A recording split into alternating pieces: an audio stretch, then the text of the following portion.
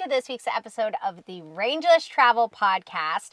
And we are back at our Baja step-by-step travel series, but we're taking a little bit of a detour because we're going to do a deep dive into one of our favorite towns that we've came across on our trip, San Ignacio. Now, this is what we feel like, it's like a hidden gem that's like not so hidden at all. Welcome back to the Rangeless Travel Podcast. We're your favorite adventure travel hosts. I'm Britt, and this is Ryan. Together, we travel the world by plane, train, and 89 Ford Sportsmobile. Currently, we're traveling the U.S. in an old van with our two dogs, Layla and Cedar. Every Tuesday, we share stories and tips to inspire you to book that next trip. So go ahead and don't be shy. Follow along with us at Rangeless_ on Spotify, YouTube, TikTok, and Instagram. Let's dive in. Inhabited by the Cochimi people for thousands of years, the area is home to these underground rivers that have created this oasis. In the 18th century, like most nice places, in the 18th century, a rich Spanish Jesuit dude showed up and decided that he also loved this oasis. And he poured his own inheritance and time and body, because he was known as a little bit of a weakling. So he poured like everything he had into making sure that everyone was a Christian in the area. That's, yeah, right on track there. Those Jesuits. Yeah, so that's what we're going to say about that. It happened. He also brought agriculture. He didn't bring agriculture to the area, let me specify. He brought different agriculture to the area. He introduced figs, dates, grapes, because there's now a wine situation going on in the area, sugarcane, and he later even brought cotton. So he definitely introduced some nice agricultural pieces into there, because that's how we got date cakes and all the date sugar and wines there and all those fun things. But yeah, whatever. He brought other things. The mission itself in the town square is beautiful. He isn't the one who finished that mission. He's not even the one who gets a lot of the props for the mission, but he did start the process of that beautiful mission being built, because it is beautiful architecture. And he named it San Ignacio. It had He named the town, and that's what the town is still called today. And today, there's conflicting numbers on the internet to how many people live in the town. So if you are from there or have connections there, please let me know what the number is, because I have heard anywhere from 500 people to 1,000 people, and that's literally a giant difference. But it's a small town, and it's been a hub for travelers for thousands of years. So, I mean, that makes sense though, because you're like traversing the desert. Yeah. So like oases are naturally going to be like the spots that, like, you know, you see it in all the movies and everything. They're like an oasis. An oasis. Yeah. And then there's, So it's been that way for literally thousands of years. Yeah. So people and travelers have always been coming through this area and this town, which is absolutely mind-boggling and feels like really special as someone who like travels a lot, to like be a piece of that like human migration. It's kind of cool. But like I feel like it's a hidden gem that's like not so hidden, right? Because like it's not hidden. Like if you are going to drive through Mexico, through Baja specifically, because it's in Baja, through Baja, you're going through this town, and so many people just stop over at this town, stay one night, maybe 2 nights, and hit the road. And I feel like it's really slept on. There's several places to stay there. There's a lot of different places to stay there. There's a couple of big hotels, because not only do people that go down to Baja Vanlifing stop there, but also the Baja Rally, like the Baja 1000, actually goes through there. So it's like a car race, right? It's one of the biggest car races in the world, and that goes through there. And they have the big hotels there because all the race teams and stuff have to like. Yeah, so there's multiple nice hotels if that's your jam. There's also multiple campgrounds you can stay at. There's some that are on the reservoir, so they're literally waterfront, and then there's some that are like right jungly. And then there's other ones that are right up next to the town square. And there's ones that are out in the jungle, too. Yeah, so there's a few different options depending on what you want to do. I would say stay a minimum of 2 days, like minimum, because if you stay stay 2 nights. 2 nights. Because if you stay 2 nights, you get like 1 full day. Yeah. And you could do like all of the basic things that there are to do in like 1 fully packed day. Yeah. We decided to stay a week because at the campground we stayed at, it was 300 pesos a night, which is like $5, $10. $6. $6 a night.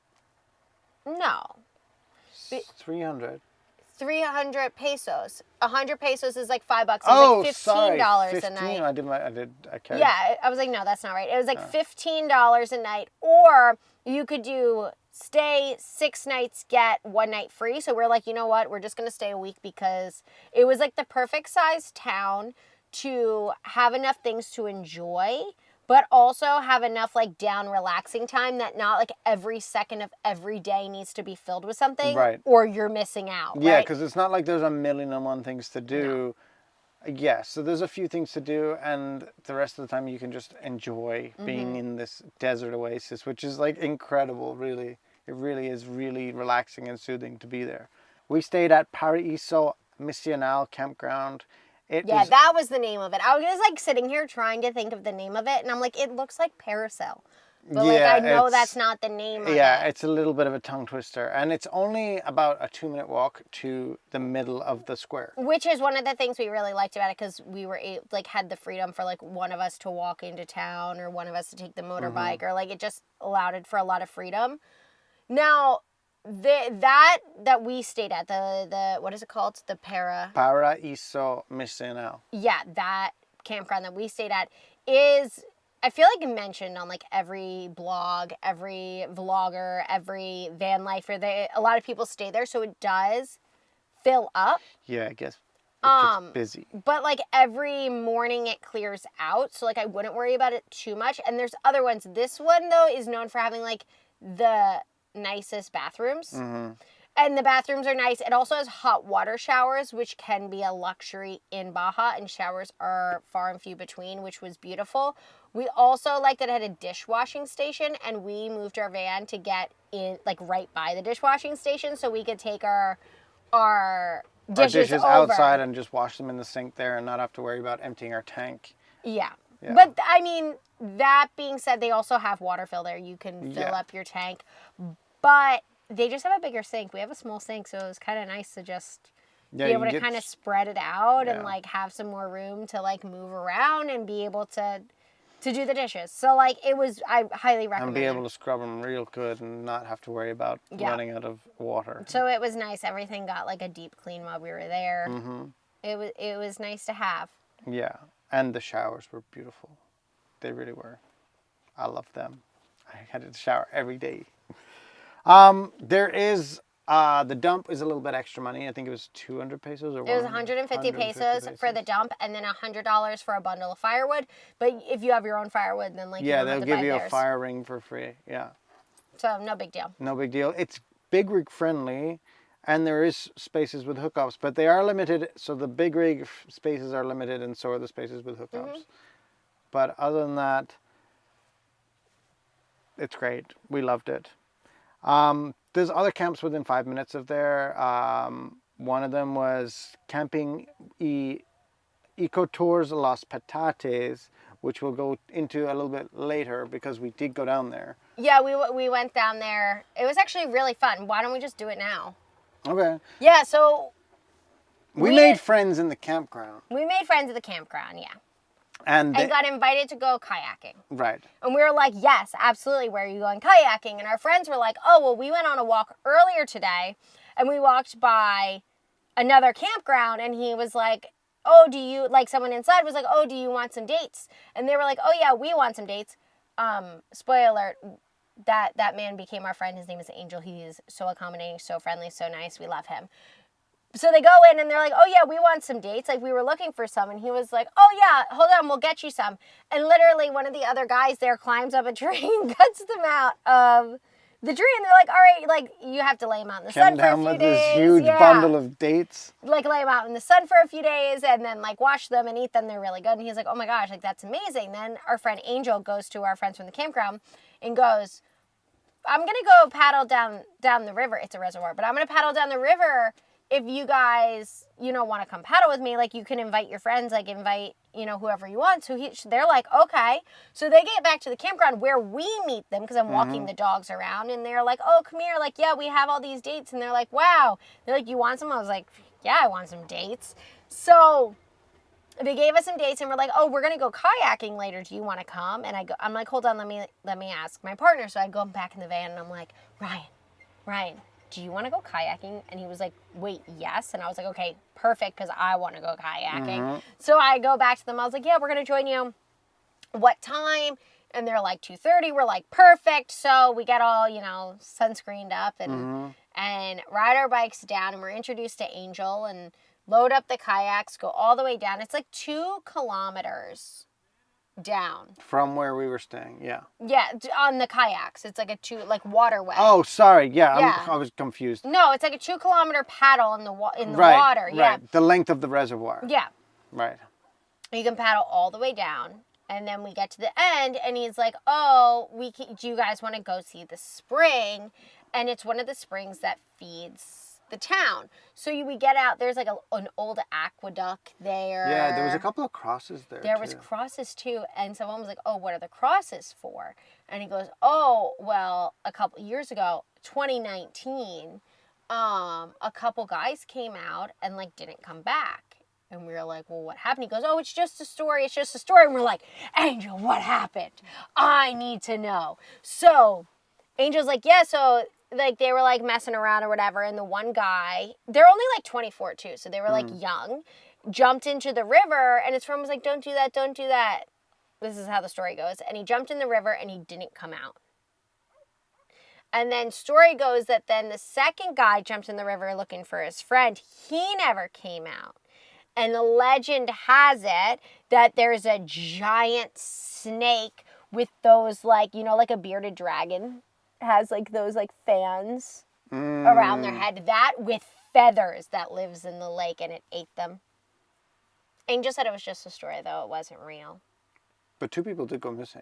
Yeah. And it wasn't that long ago, and there are crosses for it. Yeah. So you walk past the crosses and the giant snake, and you walk down the old aqueduct that he said hasn't been used in about 10 years. They built a new one. And you find this warm spring, and it's crystal clear. You can drink it. There were langoustines, which are these crawdads, mini lobsters in it. There were little fish that were giving me a little pedicure as well in there. Yeah. It was really fun, and the water it wasn't hot, but it was warm. It was body temperature. It was comfortable. lukewarm. It was like going into a swimming pool, and you could hang out there for a while. The water was crystal clear, really nice, surrounded by palm trees, beautiful. Definitely worth the paddle. Yeah, it was really nice. But I feel because he didn't bring us on a tour, he was just going, there's no tours that take you there. Yeah. You just have to either know it's there or you don't. Right. And you can rent kayaks and paddleboards from that campground. Yeah. That is Camping Ecotours Los Patates. Yeah. It's right across the river, right across from the river. It's right there. But you know what else? They have a sign right outside that says pizza. That says pepperoni pizza, 180 pesos. So pull in there, and that's where all of that is. Because Angel's a chef. He's so nice. When we were in the warm spring, I keep wanting to call it a hot spring, but it's not a hot spring. That's very misleading. It's a spring. When we were in the spring, one of the other women that he invited everyone that was staying at his aunt's campground as well to come, and one of those women were like, oh, do you know where I can get a date cake? Because that's the thing in San Ignacio is to eat a date cake. All the shops sell them, everywhere makes them. You could get a date cake. So she's like, oh, do you know where I could get a date cake? I really want to try one. And he's like, oh, I can make it for you. Do you want it today or tomorrow? And she was like, no, you don't have to. And he's like, no, I'm a chef. That's actually what I do, And she was like, oh, that'd be amazing. Thank you. And he's like, yeah. Just let me know if you want it today or tomorrow. And she's like, okay.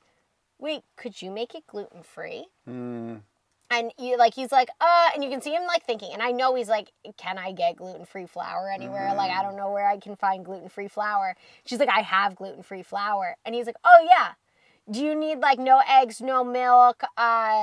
Do you need like no? And she's like, no, just gluten-free. And he's like, yeah, I can do that. Do you want it today or tomorrow? And like this woman was so happy that like it was, because like maybe she wouldn't have been able to eat it. Like maybe it was just like for her husband or something, but because he was able to make it gluten-free. And I was like, oh my God, that's so nice. Mm-hmm. That's definitely a struggle for sure. Like traveling with like, dietary restrictions. Yeah. It's always such a struggle. So like, yeah, Angel, we just can't speak more highly of. He's so nice, so friendly, so helpful. We'll definitely stop in to see him again if we... On our way back. Well, we have to go back. We have to go back through, yeah, so we'll end up stopping and visiting him on the way through. But yeah, and if you want dates, you can also go there because they'll cut them out of the tree for you. Yeah, actually, because we were under the impression that this was a tour, we didn't realize that it wasn't a tour, that he was just doing it to be nice. Yeah, because he was just bringing people. Yeah, and so like I brought money to pay them for like the tour. The guy, he was basically he was our guide, but he wasn't a tour. He was just being a nice person. He was just showing off his home. Yeah, and so I tried to pay him, and he wouldn't take the money. I was like, Well, just take some dates. And I was like, I'll pay you for the dates. I goes, I'll give you some money for the dates. And so, like, he wanted to give us this entire crate of dates. I'm like, I have nowhere to put that many dates. Like, it was probably like 30 pounds of dates he was trying to give us. So we had a couple of sun hats. So we took off the sun hats, filled them up with dates, and then we were happy. So now we probably have like 10 pounds of dates. Yeah. But it was a great experience. It was so much fun. I had so much fun. It was one of my favorite things we've done down here in Mexico. It's definitely one of those moments that you're like, oh, this is why I travel. Like, I travel to make friends. Like, I travel to meet people. Like, I travel to have those cultural exchanges that are just organic and, like, you know. Yeah, those special moments. That's what it is. That, like, you're just, like, making, like, genuine connections with people. Yeah. And then... That was my highlight. That was my highlight of our time there. Obviously. But also I really like the little like town square. Like I love a little walkable town. Yeah, and like that town square was perfect because it has the giant mission, which is beautiful. It has beautiful architecture. It's still in use. Like the local people use it for different, you know, masses and different things. Like it's fully in use. And then there's multiple little bars. There's like a mixture of bars. Like it's like old man bars. Like they have like dive old man bars. They have like a touristy fancy terrace bar. Yeah, they have like an ice cream bakery. They have like a little convenience store. They have a hardware store. They have a tire shop. They have a one-day turnaround laundry service. They have a grocery store. They have multiple restaurants, like multiple restaurants. There's a car parts store too that you can get car parts ordered. Like there's a museum, and if you didn't stop to see the cave paintings on your way in, because I don't know if I think we talked about it last episode. Last episode. Like 40 minutes to an hour north of San Ignacio is some petroglyphs, some cave paintings, and we drove past it. We didn't go to it, but at the museum they have replicas. A replica, which you can just go and see the replica if you missed it, like we did. Yeah. But that little square is so nice. Like it's just these huge mature trees like right in the middle of the square. It's lined with like little restaurants and cafes. We went there for we got coffees in that oh yeah, we went like every day. We walked. Manku coffee store was one really of them. good. Yeah, we stopped there for some coffee, and they had Wi-Fi, so you could stay there and work there for a while if you wanted. Yeah, so if you're loads of seating. If you're working remotely, they actually have like good Wi-Fi, so like you could sit there, and they have multiple seating options. It wasn't like super packed, so you didn't have to worry. No. But yeah, that was really good if you need a change of scenery. Go into the little cafe. In the evenings, one time, we met up with some friends of ours, and we went to go get like a margarita and like a little snacky snack at one of the restaurants. It was Rancho Grande Restaurant Bar. Yeah, it's a brick building. Yeah, it's on the left side of the square. You can't miss it when you go. It has twinkle lights, but it's sunset. The sun sets behind the mission. Yeah. Which makes you get this incredible pinky orangey sky lighting up really behind the mission, and then they put the twinkle lights on. You can sit outside with like a tecate or a margarita or eat dinner or whatever, and it's just really it's a special spot. Yeah, and then right we there. went to, what was the other one? Victor's. Victor's is on the other side of the square another night, and we had a couple beers and tacos there. And they were great. I had tamales there, and they were delicious. We went to the pink, it's a pink spot. It's an ice cream store. It's an ice cream store, but we got day cake ice cream, Day which cake, were both fine. Yeah, the day cake is whatever it's known for there, but we also got a carrot cake. That carrot cake was so good. It was like, and it had a cream cheese. Yeah, it was like classic carrot cake with cream cheese frosting, and it was freaking phenomenal. Yeah, that was special. It was really good. But they have some other stuff there too. They had like, what did they have? They had like a date pie, which may have been good. We didn't try it. They also have date shakes, so you can get like a milkshake with dates in it, which is probably very good, like caramely and like rich. They had a bunch of like fun things. They had flan there, if like that's what you're. I don't really like flan that much, but Ryan does because it has booze on it. In Mexico, they put booze in the flan. They put rum in it. I know flan is Mexican. Yeah, but there's flan. There's flan all over the world. There's Japanese flan. Oh, I thought it was a Mexican thing. Maybe the word flan, but there's similar things that are made all over the world. Well, they put booze on it, so Ryan likes it. Yeah. He has high standards. You put booze on it. Booze on a dessert. It's almost as much as I like ice cream in my coffee, which is what I got That's what he got at that Macnu coffee store. Yeah. It was good. An affogato. An affogato. It was good. I got a latte and it was also good. Which it's kind of hard to find like nice little coffee spots, and like they pulled an espresso shot. Like it was like a real cup of coffee. And it was really good. It was really good. Wonderful. I highly recommend it. It's like a great town. Yeah, wonderful. Like for a few days, just to just enjoy it. It's really just wonderful place to be. I loved it. And it's one of the few places, that is probably worth staying that isn't on a beach, isn't on the ocean, isn't like, so if you're looking for a little bit of a change of scenery from that, it's different. Yeah, but it was honestly like a unique place to stay, just like in general. Like as someone who's traveled a lot, like it was a unique little town. Yeah, how many times can you say you've camped in a desert oasis? Yeah, like it was cool. Like that's cool, and it was very open. It was very welcoming. It felt like very safe. Like everyone seemed like kind. There was a lot of different like spots to try out without there being like too many and it's overwhelming. You could go on nice little walks. I saw lots of people riding their bicycles around. Like it was just a nice town, and I feel like people don't spend enough time there. So we decided to make it a whole episode. So we hope you spent some time in San Ignacio on your trip down Baja, and tune in next week because we're going to take you from San Ignacio to Mulegé. Yeah, Mulegé. So don't forget to like, subscribe, and hit the notification button. And if you want more from us, you can find us on all platforms at Rangeless_ on TikTok, Instagram, YouTube, Spotify, or wherever you get your podcasts. Everywhere. We're everywhere. Until next week. Bye.